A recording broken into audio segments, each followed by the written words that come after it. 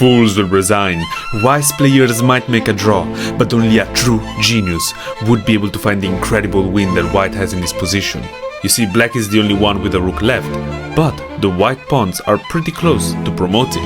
But if white tries to be hasty and simply push the pawns, now after rook f8, the black rook is going to be able to stop both of the pawns. It is going to be enough for black to walk in with the king, and the pawns are simply too slow. Black is going to be able to stop them and win the game. So the first very precise move that white needs to find is c5, sacrificing the pawn to the rook. But of course, if the pawn is taken, now we're going to be able to push. The rook cannot run to the back rank, so it has to give this check and come around, but now we have gained a precious move with our king, and we are actually going to be able to bring him around to help the pawns and win this game. So after c5, black tries to play king g3, now blocking the white king on the back rank, making sure that it can never run to help his subjects. Now white has gained a precious tempo to start pushing the pawns. After h7, black has to run back to the back rank and now hold back the pawns. Now pushing the d-pawn wouldn't accomplish much. Remember, our king cannot come to the help of the pawns. So white needs to play c6, trying to get the pawns to help each other down the board.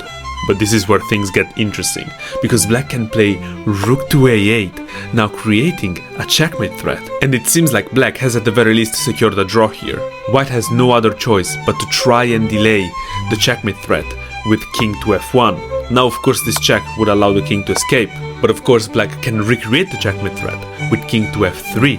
And now the two kings engage in this dance. White tries to escape the death of the checkmate, and black keeps recreating the threat.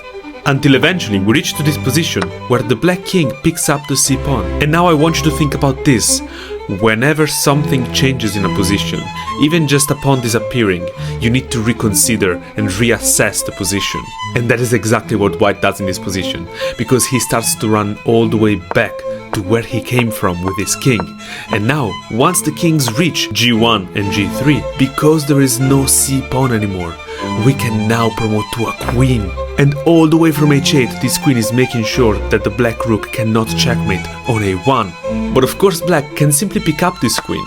But the reason why we ran back to this corner before promoting to the queen is the fact that the rook now is not actually threatening a checkmate, and so we have one precious tempo to play c7. Black has nothing better but to recreate the checkmate threat, but now the two kings will dance again until eventually the white king runs to b1, and without the black rook being able to give a check here, black cannot create the checkmate threat anymore, and so we're going to get the other pawn one step away from promoting.